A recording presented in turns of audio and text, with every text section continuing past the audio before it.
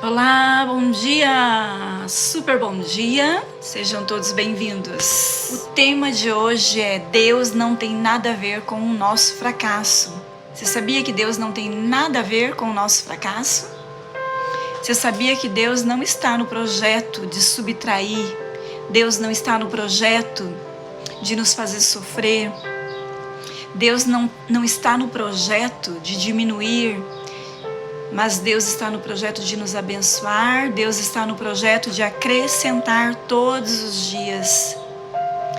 Deus se importa com todas as nossas necessidades. Gente, nessa manhã,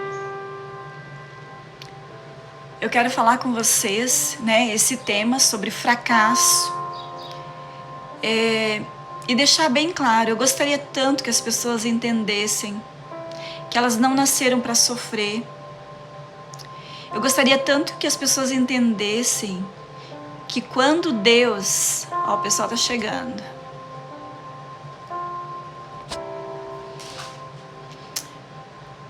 Gostaria tanto que as pessoas entendessem que Deus não está no projeto de nos fazer sofrer.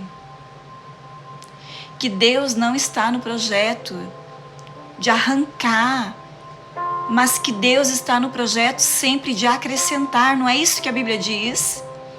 Busque em primeiro lugar o reino de Deus e a sua justiça, e todas as coisas nos serão acrescentadas.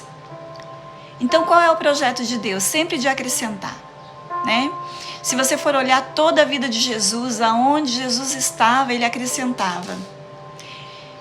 Então, deixa eu fazer uma pergunta para você. Se Deus está no projeto de acrescentar, se Jesus veio para trazer vida e vida em abundância, por que todas as catástrofes que acontecem no mundo as pessoas colocam na conta de Deus? Por que tudo de ruim que acontece com as pessoas eles colocam nas costas de Deus? Se Deus não está no projeto de nos fazer sofrer, por que tudo que acontece, né?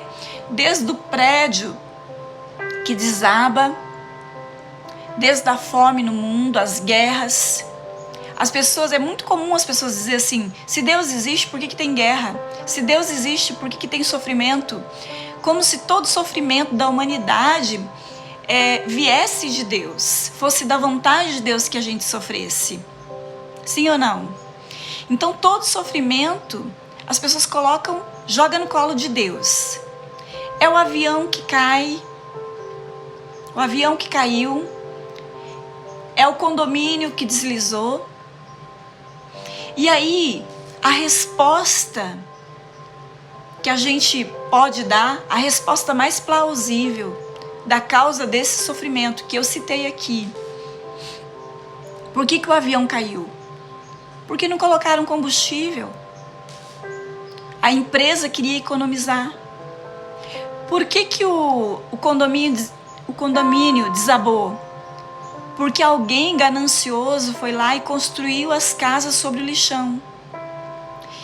Sempre por trás do sofrimento tem a ação egoísta de um ser humano.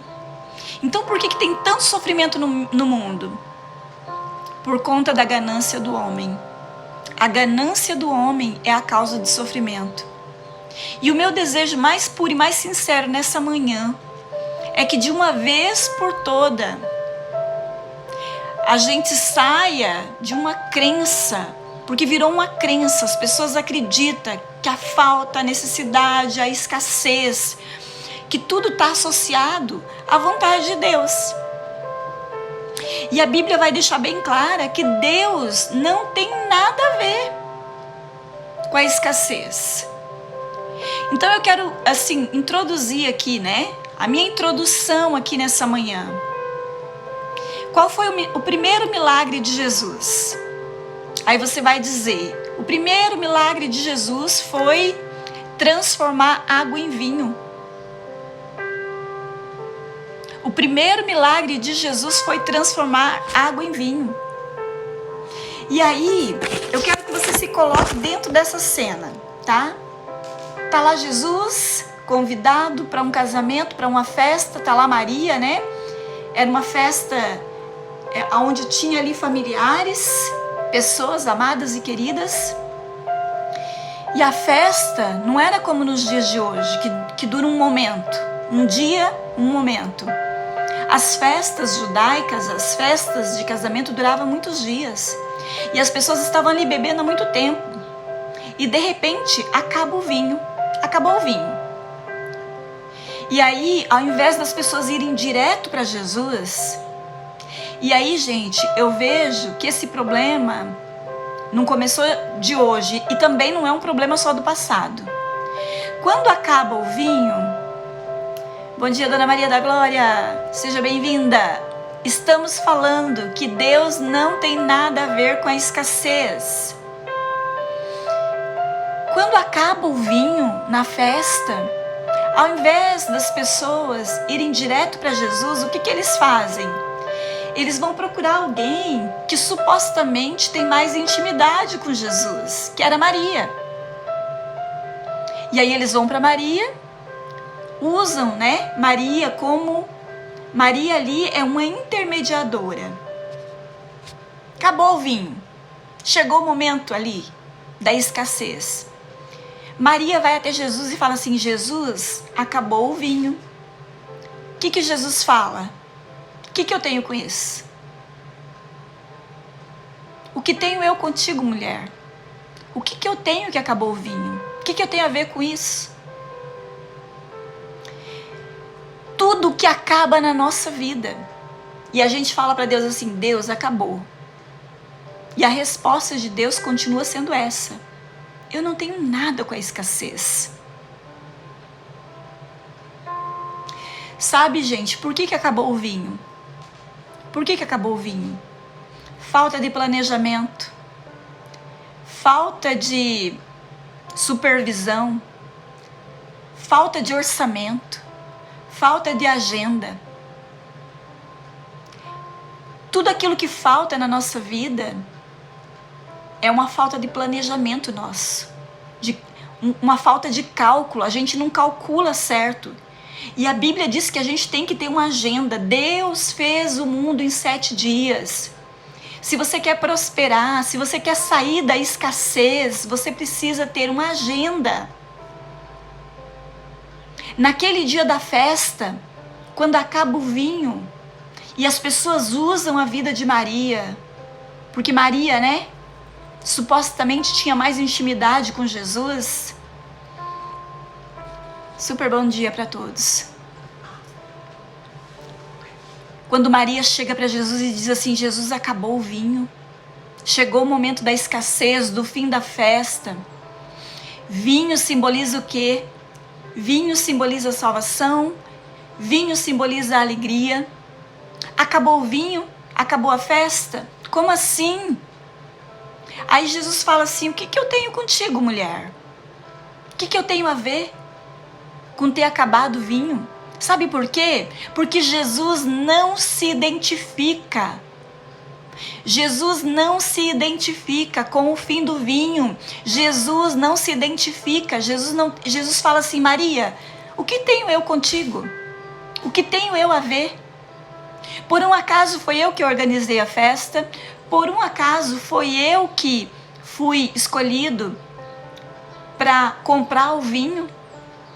Jesus não se identifica com a falta de vinho. Jesus não se identifica com a nossa escassez. A nossa escassez, Deus não tem culpa das catástrofes do mundo. Sempre por trás de uma guerra existe uma indústria. A indústria da guerra. Eles fabricam armas. Eles fabricam tanques, armas, munição. E quando está perto daquilo ali vencer, eles precisam usar.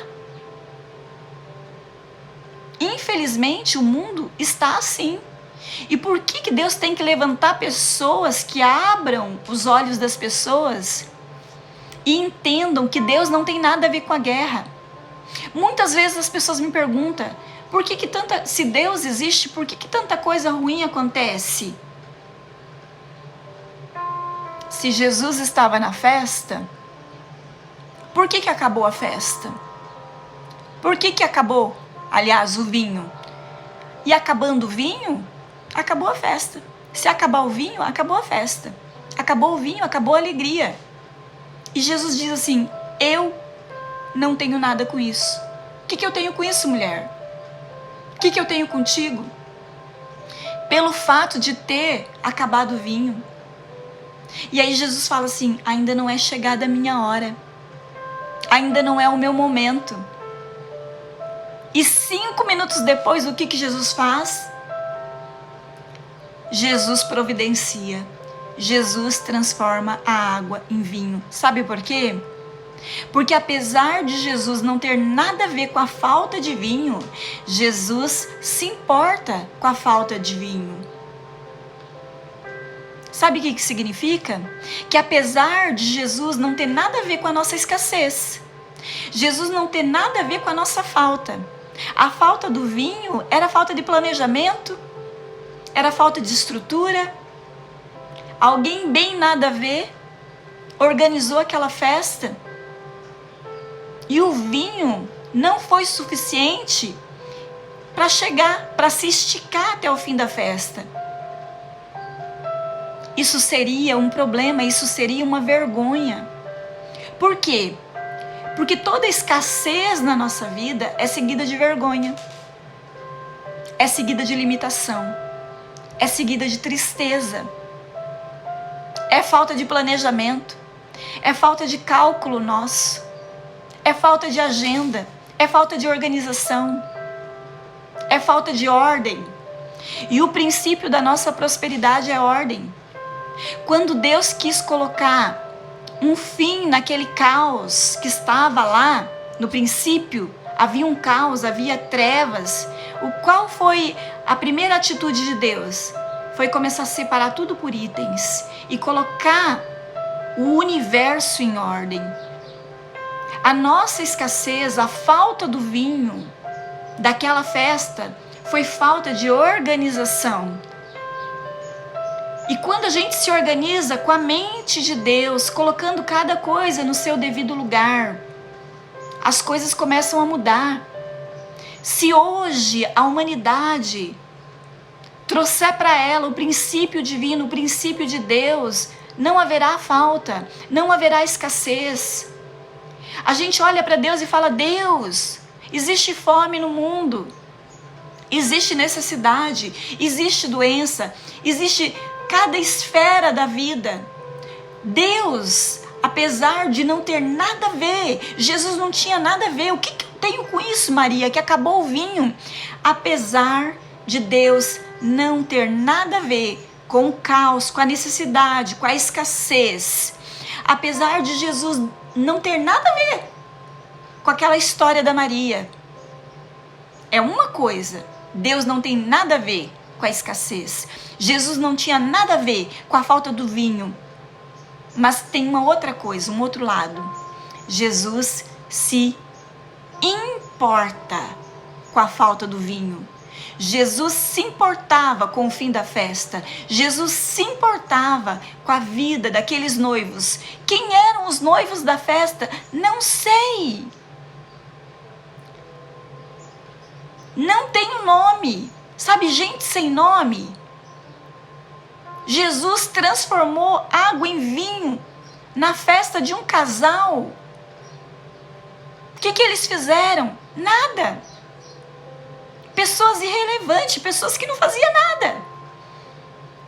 O que esse casal fez para Jesus fazer ali o primeiro milagre? Nada. O que precisa para Deus fazer grandes milagres na nossa vida? O que precisa para a escassez, para a falta do vinho que simboliza a alegria? Se não tem vinho, não tem alegria. Vinho simboliza alegria. Vinho simboliza salvação. O que é preciso? Se faltou o vinho, faltou a alegria, faltou a salvação na nossa casa, no nosso lar, na nossa família, na nossa saúde, nas nossas finanças. Se houve uma falta, se houve uma escassez, o que é necessário para que Deus transforme água em vinho nos dias de hoje? O que é necessário para que Deus transforme escassez em abundância nos dias de hoje? O que é necessário para que Deus faça um milagre hoje, como Jesus fez naquele dia? O que é necessário? Olha para essa festa. Se coloque nessa festa. O que foi que aquela família, o que aquele casal, aqueles noivos ali, que estava muito prestes a passar, a começar a sua família, a sua vida conjugal. Aquele casal seria conhecido como o casal escasso, o casal que deixou faltar o vinho. A vida daquele casal, eles seriam lembrados para sempre por um dia de vergonha. Eu não sei se você sabe. Eu me lembro assim ao vivo e a cores do dia do meu casamento. Eu me lembro do dia do meu casamento desde a hora que eu acordei. Eu me lembro do dia do meu casamento quando eu abri meus olhos. Eu me lembro como estava o dia. Você se lembra? Se estava chovendo, se estava sol. No dia do meu casamento, dia 19 de dezembro de 1992, eu acordo num sábado, numa manhã, sol. Eu me lembro com detalhes desse dia. É um dia muito importante. E o primeiro milagre de Jesus foi nesse dia. Um casamento em Caná da Galileia. E esse dia, ele estava destinado a ser um dia que seria lembrado como um dia de vergonha, como um dia de falta, de necessidade, de escassez. Acabou o vinho. Que vergonha começar a vida conjugal dessa maneira, marcada com a falta e com a escassez. Quando Maria vai até Jesus e fala: Jesus, acabou. Jesus fala: o que eu tenho com isso? O que eu tenho contigo, mulher? E aí ele diz assim: não é chegada a minha hora. Ele diz assim: eu não tenho nada a ver com isso. Uma coisa, gente, é Deus não ter nada a ver. Sabe? Nada a ver com a lambança que a gente faz na nossa vida. O que eu preciso te dizer? Que Deus não tem nada a ver com as suas escolhas, com as suas confusões. O que eu tenho para dizer? O que eu posso dizer para te convencer que Deus não tem nada a ver com o sofrimento que nos abateu ou que possa estar nos abatendo no dia de hoje? Jesus não tem nada a ver. Que fique bem claro isso. Era o que Jesus estava dizendo. Que fique bem claro isso. O que tenho eu contigo, mulher? O que eu tenho a ver que acabou o vinho? Nada. Deus não tem nada a ver com guerra, com falta, com necessidade, com escassez. Apesar disso, existe uma outra coisa. Apesar de Deus não ter nada a ver, Deus se importa. Apesar de Jesus não ter nada a ver com aquela história de ter acabado o vinho, uma coisa ele deixou bem clara: ele se importa. Ele se importa com a necessidade, com a falta, com a escassez. Eles se importam. Sim, ele se importa. Que a nossa vida não seja firmada, que nós não sejamos reconhecidos, que nós não sejamos lembrados como o povo da falta, da necessidade, da escassez. Ele se importa que através da minha vida, que através da sua vida, ele seja lembrado como um Deus que não tem nada a ver com a escassez, mas que se importa com a falta do vinho, com a falta da alegria, com a falta da salvação. Ele se importa. E o mesmo Jesus que fala assim: ainda não é chegada a minha hora. 5 minutos depois, o que ele faz? Aí de repente, alguém fala para você assim: ah, o meu milagre ainda não aconteceu porque não chegou a hora. Sabe o que Deus pode fazer? 5 minutos depois, né, de você pensar que não é a hora, Deus pode realizar o milagre. Sim ou não, gente? Deus tem problema com escassez. Um dia Jesus, ele desejou comer um figo. Ele olhou a figueira lá e ele foi lá perto para ver se tinha figo. E quando ele chegou lá, aquela figueira, ela era escassa. Ela não tinha figos. Deus tem tanto problema com esterilidade que Jesus falou assim: seca agora, seca-te. E a figueira secou. Sabe que eu acredito, gente, que nessa manhã Deus deseja exterminar com toda esterilidade da nossa vida, para que nunca mais nem eu e nem você seja lembrado como uma pessoa que vive debaixo de escassez e debaixo de necessidade. Eu creio que hoje, nessa manhã, Jesus deseja entrar na nossa vida para dizer para a nossa figueira: seca agora. O que é que está trazendo necessidade, escassez? Qual é a área da nossa vida? Qual é a área da nossa vida que está sendo nessa manhã uma figueira estéril?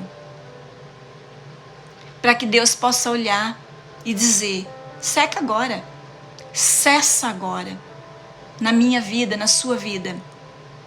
Qual é a área da nossa vida que está como aquela figueira estéril? Que nessa manhã a gente possa entender que Deus nunca esteve no projeto de nos fazer sofrer. E por que a gente sofre? Por que a gente sofre? Por conta das consequências? Por que o vinho acabou? Consequência. Falta de planejamento. Quando a gente não se planeja. Quando a gente não tem consciência de quais são os planos de Deus para a nossa vida. Quando a gente não tem consciência de quem nós somos em Deus. De que nós somos os seus filhos. E de que apesar de Deus não ter nada a ver com a nossa escassez, Ele se importa com ela. Eu creio que nessa manhã é uma manhã assim de reflexão, de tirar das costas de Deus a culpa de que, Deus quis assim, sabe? Eu me lembro quando meu filho estava bem enfermo, bem doente. As pessoas chegavam para ele e diziam assim: se Deus quiser, Ele vai te curar. E eu só tenho uma coisa para dizer: se Deus não quisesse curar meu filho, Jesus não teria morrido naquela cruz. Porque tudo que Jesus queria fazer por mim e por você, a Bíblia deixou bem claro isso. A Bíblia deixou bem claro. A Bíblia deixou bem clara, lá em Isaías 53, que Jesus levou sobre ele toda a nossa dor, toda a nossa enfermidade, o castigo que nos traz a paz estava sobre Jesus naquela cruz. Pelas suas pisaduras nós fomos sarados. Significa o quê? Que se ele levou na cruz, eu não preciso mais levar. Se o castigo que me traz a paz, Jesus levou naquela cruz, se ele levou, se ele pagou a minha dor, por que eu tenho que pagar de novo? Eu vejo pessoas que vêm até nós e falam assim: ora aqui por mim, porque se Deus quiser eu vou ser curado. Deus quer, já está revelado. Tudo que Ele quer já está revelado na Bíblia. O castigo que nos traz a paz, Jesus levou. E se Ele levou, a gente não precisa mais levar. Só que a gente precisa saber isso com a nossa mente intelectual. Mas mais do que isso, além da gente saber com essa mente intelectual, a gente precisa crer sem duvidar com o nosso coração. A gente precisa colocar o coração na palavra de Deus, crer de todo o coração. Eu não sei se você conhece a história daquele homem que ele comprou uma passagem de navio com muito sacrifício. Era uma viagem de navio transatlântica. Talvez você conheça essa história, mas se você já ouviu, eu quero que você se permita ouvir de novo. Só para você lembrar. Havia um homem, ele comprou uma passagem de navio e dentro daquele navio ele só tinha dinheiro para passagem. E ele leva com ele alguns pães para poder atravessar aqueles dias. E dentro do navio ele ia rasgando o pão todo dia e comendo aquele pão com água. E dentro do navio ele olhava as outras pessoas que iam até o restaurante todos os dias, tomava café da manhã, do bom e do melhor, almoçava, lanche, o café da tarde, jantar. E ele lá pelos cantos rasgando aquele pão e comendo. No começo até que era fácil, mas com o passar dos dias aquele pão foi se tornando seco e se tornava cada vez mais difícil engolir aquele pão. Quando já estava quase chegando no final da viagem ali, um dia antes, ele não aguentando mais comer aquele pão seco, ele chega para alguém da tripulação e pergunta: "Ei, eu queria saber, é muito caro? Eu queria almoçar. Quanto custa um almoço nesse navio?" E aí aquela pessoa diz assim: "Como assim? Quanto custa o almoço?" Ele falou: porque desde que eu entrei nesse navio, eu trouxe comigo alguns pães e eu passei a viagem toda comendo esses pães, mas hoje está muito seco e eu tô com muita fome, eu preciso comer. E eu queria saber quanto custa, é muito caro, o que eu tenho que fazer para eu poder almoçar como as outras pessoas?" E aí aquela pessoa da tripulação falou assim: "Eu não estou entendendo o que você está dizendo. Porque quando você comprou a tua passagem já dava o direito de você fazer todas as suas refeições." No último dia, aquele homem descobriu que a passagem que ele tinha comprado dava o direito de tudo, de se apropriar de todas as refeições. E eu acredito, amados, que a nossa vida é dessa maneira. Um dia nós vamos entender que o preço que Jesus pagou lá na cruz foi suficiente para nós termos um estilo de vida muito mais elevado do que a gente levou aqui na terra. Tudo porque a gente não conseguiu entender o preço que ele pagou na cruz por nós, para nós andarmos em saúde física. Ele pagou um preço para que a gente andasse sem dor, sem necessidade nenhuma, nem física, nem emocional, nem espiritual, nem na nossa família. Qual é a esfera da sua vida que você tem vivido escassez, necessidade? É saúde física? É saúde emocional? É ansiedade? É medo? É preocupação? É sentimento de solidão? Que vinho que acabou na tua vida hoje? Que vinho que está chegando no final? O que está destruindo a alegria, a salvação da tua casa? O que é, gente? Pelo amor de Deus. Deus não se identifica.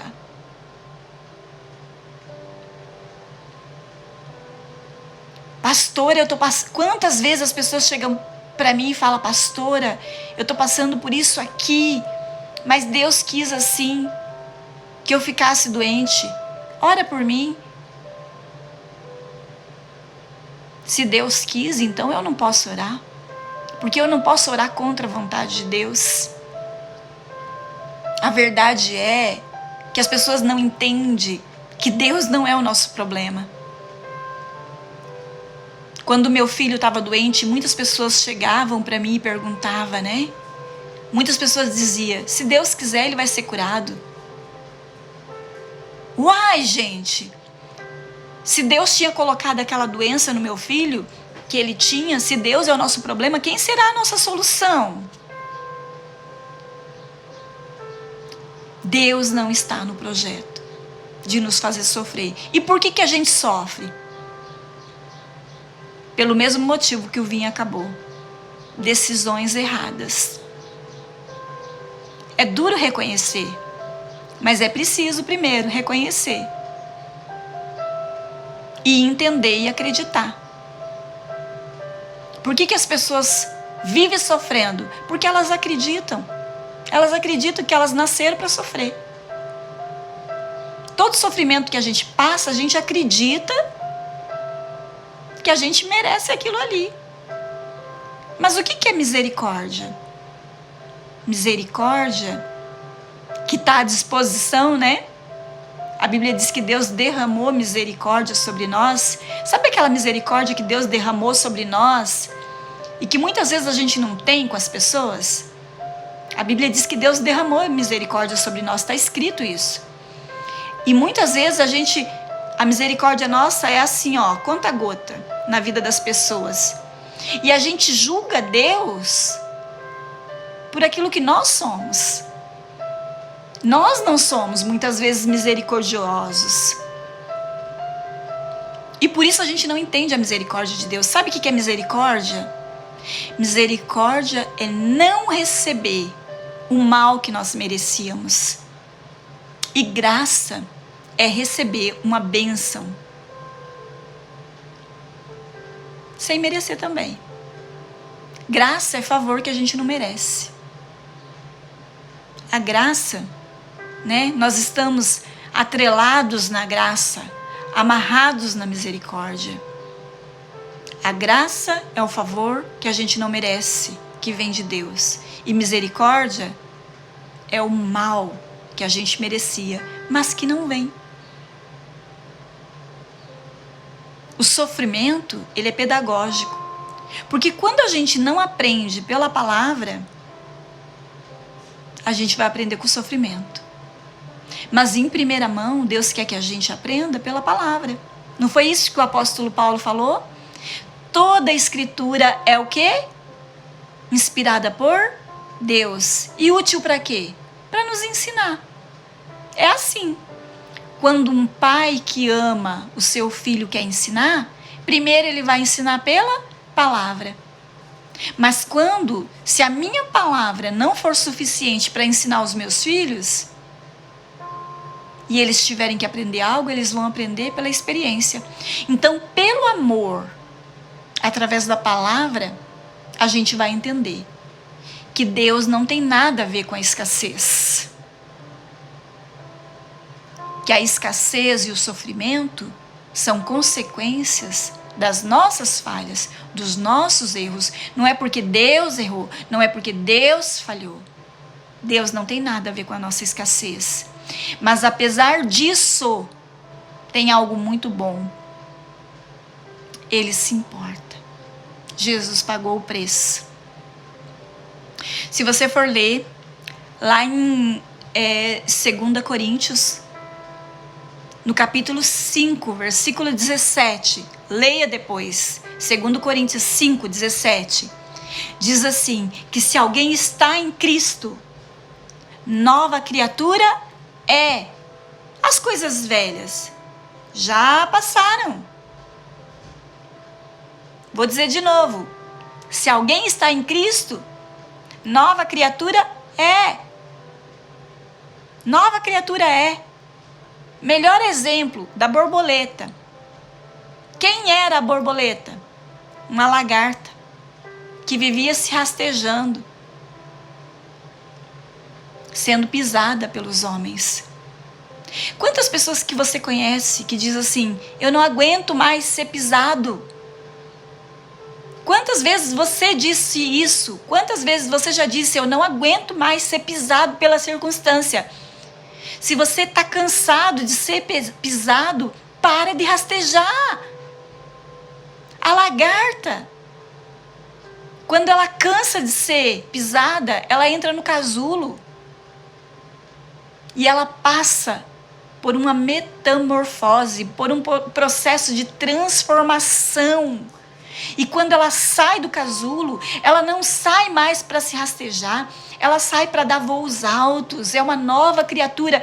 E é isso que a Bíblia diz, se alguém está em Cristo, nova criatura é. As coisas velhas já passaram, passou, é passado, tudo se fez novo.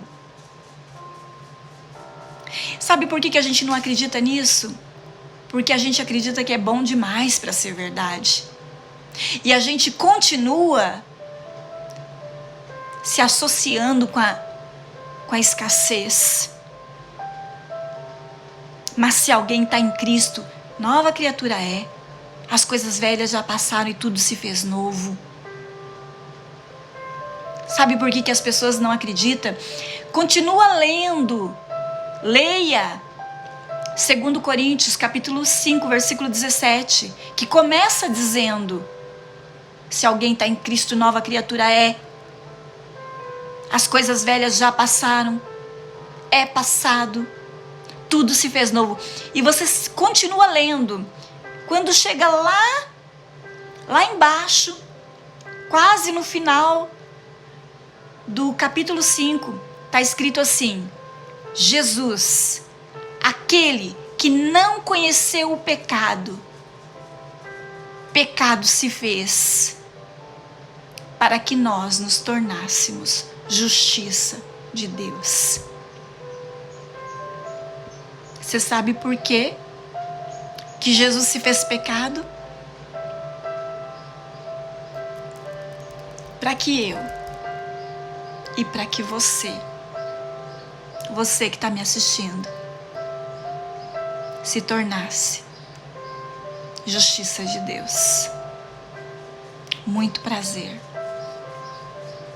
Porque Jesus se fez pecado, nós nos tornamos justiça de Deus. Muito prazer. Eu sou justiça de Deus. E você? Você crê nisso?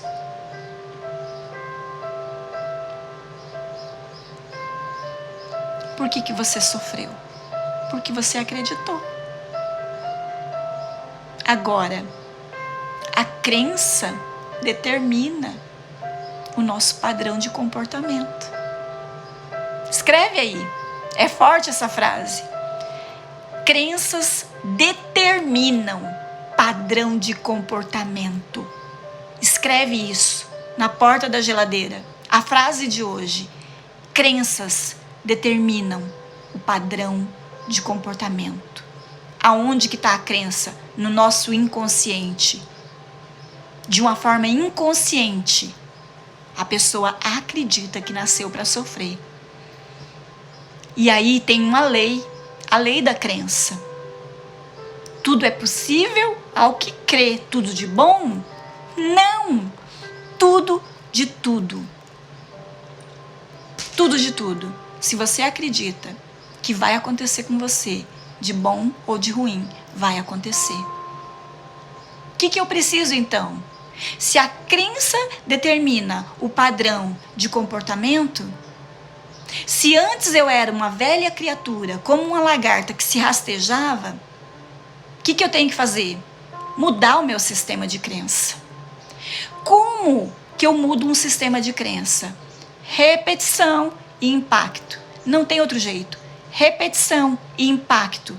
Repetição e impacto muda as crenças. Vou dar um exemplo. Eu vi isso essa semana. Uma pessoa que a vida inteira, estou falando dessa pessoa, mas a história dela é a nossa história. Só muda o nome e o endereço. Só muda o nome e o endereço, porque a história é a mesma. Repetição e impacto muda a nossa crença. Você passa a acreditar assim, ó, do dia para a noite, através do quê? Do impacto ou da repetição. Uma pessoa que eu conheço, a vida inteira a gente falando, cuidado com o que você bebe, cuidado com o que você come.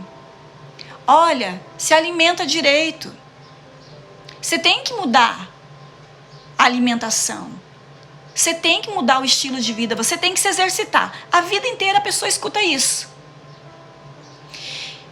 E a gente vai repetindo, até que a pessoa às vezes se conscientiza. Muda a alimentação, muda a rotina. Era sedentário, passa a praticar exercícios. Essa semana uma pessoa nos ligou pedindo oração. Por quê? Porque a vida inteira, mesmo sabendo que tinha que mudar, não mudou. Aí vem um impacto. Qual é o impacto? Passou mal, foi no médico e o médico impactou ela. Ou você muda ou você morre. Aí eu te pergunto, ela acreditou que ela tinha que mudar? Agora ela acreditou. Por quê? Por conta do impacto. As nossas crenças, elas mudam. Ou repetição ou impacto. Eu tô toda manhã aqui repetindo para você. Eu tô aqui hoje, mais uma vez, para repetir para você. Deus não tem nada a ver com a escassez. Deus não está no projeto da subtração. Se nós buscarmos em primeiro lugar o reino de Deus, Ele acrescenta todas as coisas. Sabe qual é o nosso problema? É que a gente faz o inverso. A gente primeiro corre atrás das coisas, achando que o reino vai ser acrescentado. E não vai. Não vai. Eu sinto te informar. Se você é o tipo de pessoa que primeiro você corre atrás da máquina, não pense que se você correr atrás das coisas, de todas as coisas, o reino vai ser acrescentado. É o contrário. Se nós buscarmos em primeiro lugar o reino de Deus e a sua justiça, se nós buscarmos estar inserido dentro desse reino de Deus, aonde o nosso Deus não é só o nosso Deus, Ele é o nosso Pai, aonde nós não somos apenas súditos, mas nós somos filhos dentro desse reino. Então aquilo que está lá no finalzinho do capítulo 53 de Isaías se cumpre na nossa vida. O que Deus falou pela boca de Isaías? Depois de Jesus ter feito toda aquela obra, se substituindo ali na cruz. Você sabe o que significa a palavra vicário? Jesus é o nosso vicário. Sabe o que significa vigário? Só existe um vigário. Não existe outro vigário. A palavra vigário significa, no original, vicário, significa substituto. Quem foi que nos substituiu naquela cruz? Quem foi que substituiu todos os cordeirinhos que morriam até então no nosso lugar? Quem foi que nos substituiu naquela cruz? Jesus. Ele é o substituto perfeito. E é isso que Isaías, inspirado por Deus, ele diz, no finalzinho do capítulo 53, ele diz assim, que um dia Jesus olhará para o fruto do seu penoso trabalho e a sua alma se alegrará. E eu quero te dizer uma coisa, quando Isaías disse isso, muitos anos, 600, 700 anos antes de Cristo, Isaías já disse isso. Um dia Jesus vai olhar para o fruto do seu penoso trabalho e a sua alma se alegrará. E isso se cumpre hoje. Quando Jesus olha para mim, quando Jesus olha para você e vê que eu e você está desfrutando de uma vida abundante. Não foi isso que Jesus veio fazer? Até Jesus, todo mundo, todas as desgraças que aconteciam no mundo, era Deus, era Deus, era Deus. Deus pesava a mão. Aí Jesus vem e dá um tapa na mesa. Pô, o ladrão veio matar, roubar e destruir. Quem é que está no projeto, gente? De matar, de roubar, de destruir. Quem é que está no projeto de escassez? Quem é? Fala para mim. Quem é que veio matar, roubar e destruir? Jesus falou. Foi eu não. Não é Deus. Não foi Deus. Não foi Deus. Deus permitiu. Deus permitiu que meu filho ficasse doente. Pela dor, eu tive que aprender isso. Mas graças a Deus que nós aprendemos. E o meu filho foi curado. Para a glória de Deus. Jesus disse. Quando Jesus veio, ele veio trazer luz, ele veio trazer clareza. Ele dá o tapa na mesa, pau!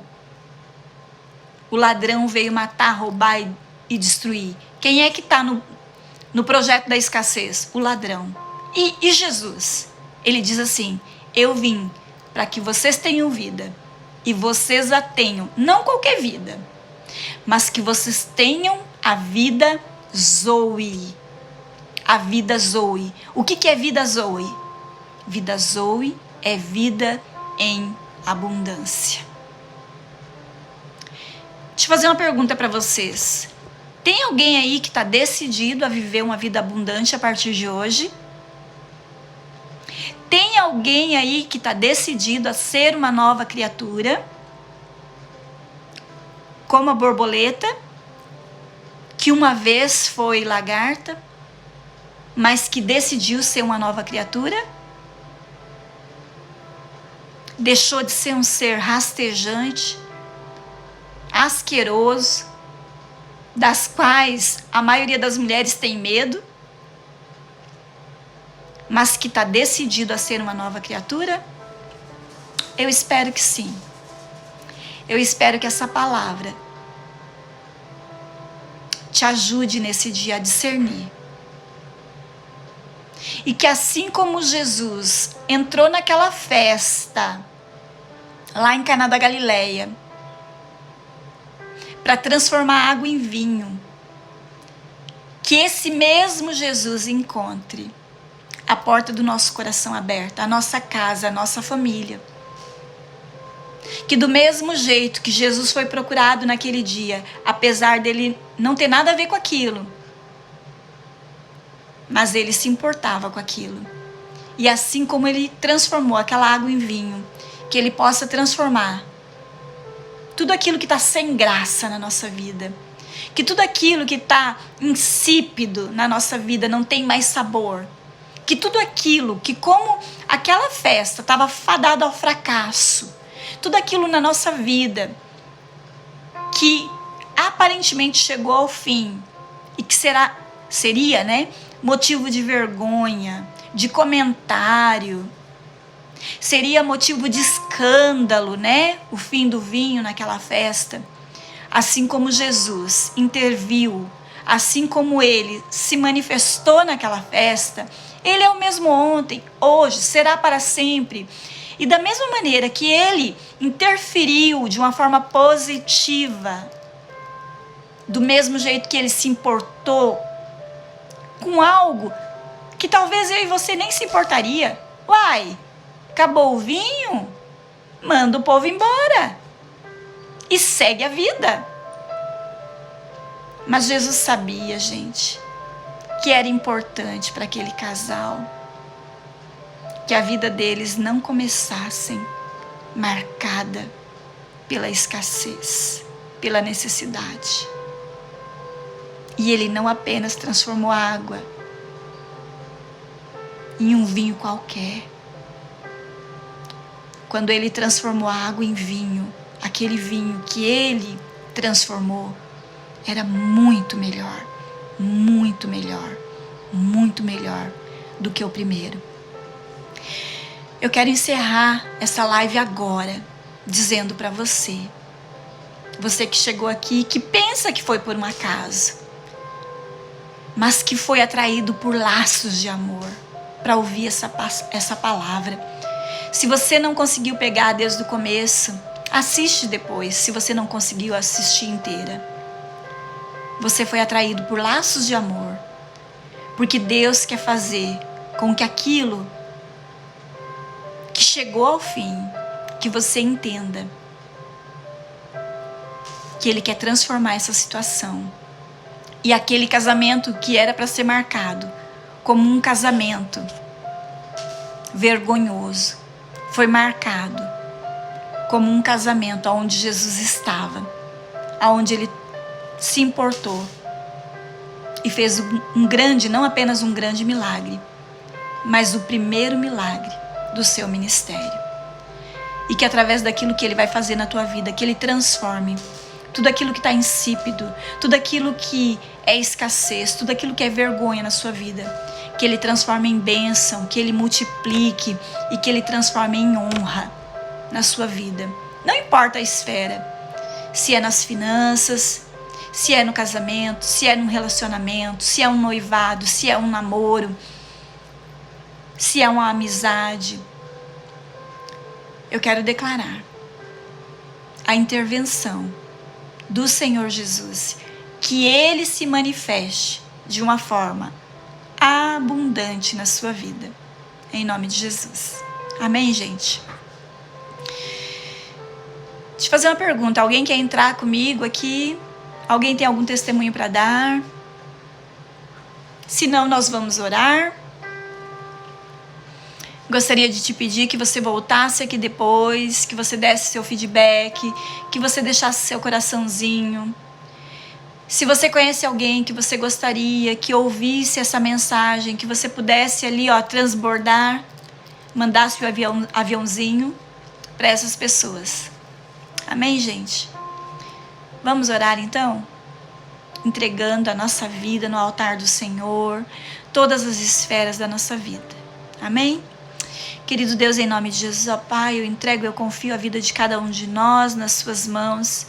Eu quero te pedir perdão por todos os pecados, que o teu sangue nos lave, nos limpe, nos purifique, arranque do nosso ombro todo o peso de condenação, que o Senhor tenha o poder de transformar tudo aquilo que é maldição em bênção, que a partir de hoje o nosso sistema de crença, Senhor, seja totalmente afetado pelo teu Espírito, que a nossa crença, o nosso sistema de crença seja transformado, que assim como nós imaginamos na nossa alma, nós somos, e que nós sejamos totalmente permeados, Senhor, pela visão de Deus, que nós venhamos crer no Senhor, não segundo a tradição dos nossos pais, não da maneira que as religiões muitas vezes nos ensinaram, da forma errada, mas como Jesus falou para a mulher samaritana, que aquele que crê em mim, como diz as Escrituras, do interior deste fluirá um rio de água viva,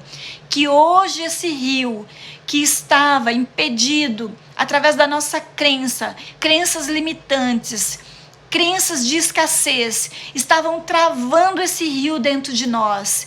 Essa fonte estava soterrada, mas através da tua palavra, através do teu Espírito, que tem uma pá na mão para que limpa, que esse rio hoje possa fluir, que ele seja desbloqueado agora e que a partir de hoje nós possamos andar em um novo nível, um nível de abundância para a glória do teu nome. Nós buscamos em primeiro lugar o reino de Deus e a sua justiça e nós cremos que todas as coisas nos será acrescentada.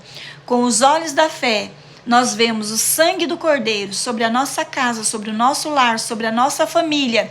E nós declaramos todas as bênçãos insondáveis se manifestando. Porque com toda sorte de bênção, o Senhor já nos abençoou nas regiões celestiais. E esse é o nosso estilo de vida. Esse é o nosso padrão do céu. Em nome de Jesus. Amém e amém. Amém, gente?